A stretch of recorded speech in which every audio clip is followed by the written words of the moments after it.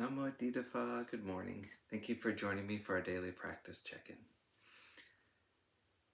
Listen, listen, listen.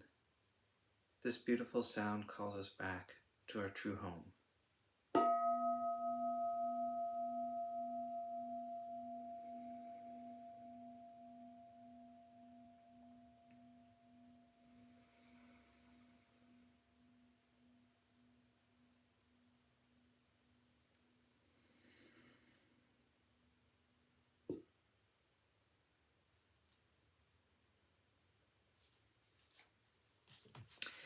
The fifth mindfulness training.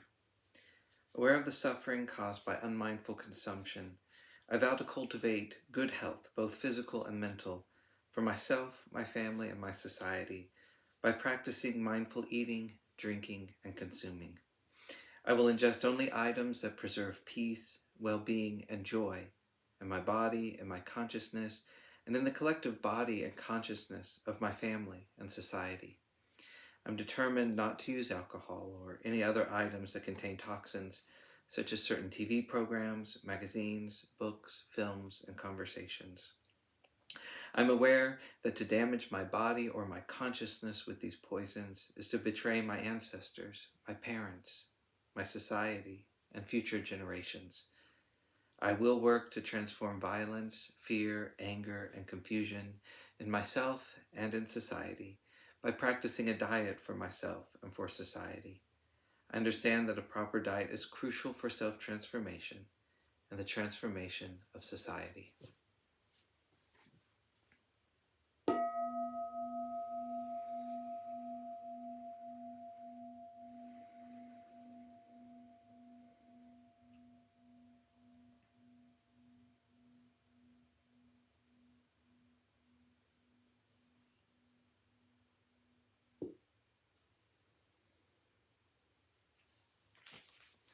Our Dharma reading today is Earthworm Practice by Lumpur Pasano. This is from Beginning Our Day by the monastics of Abhayagiri Monastery.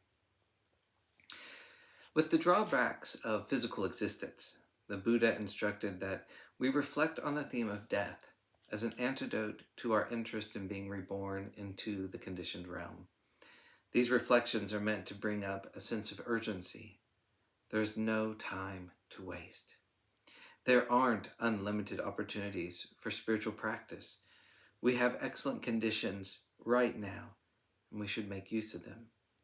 The image that the Buddha uses for this sense of urgency is a person whose hair is on fire. There's a real motivation to put that out, to deal with that situation.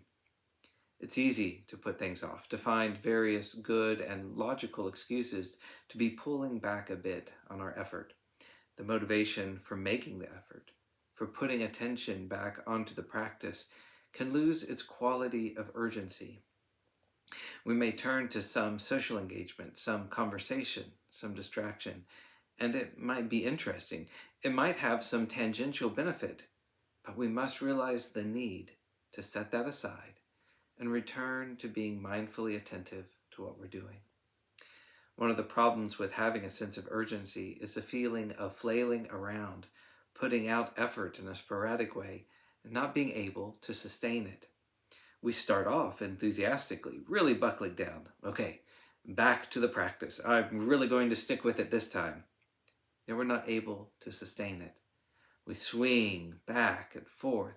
Sometimes the results of our efforts might not seem so dazzling. They might not make us think, now I'm really getting somewhere. They might not even seem interesting. So we can get frustrated and pull back. And then sometime later, it's okay, time to buckle down again. But consistency is what's important, and paying attention to being consistent.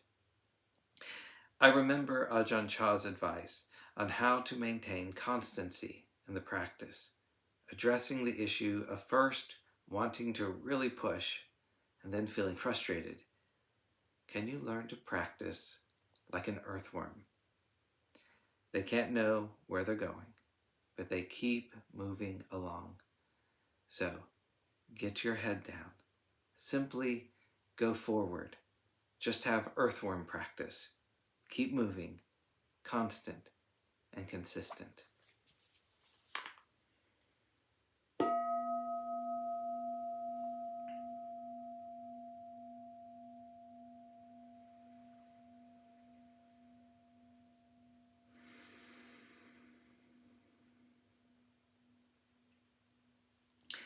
May all beings be well. May all beings be happy. May all beings be peaceful. Sadhu, sadhu, sadhu. Thank you for joining me this morning.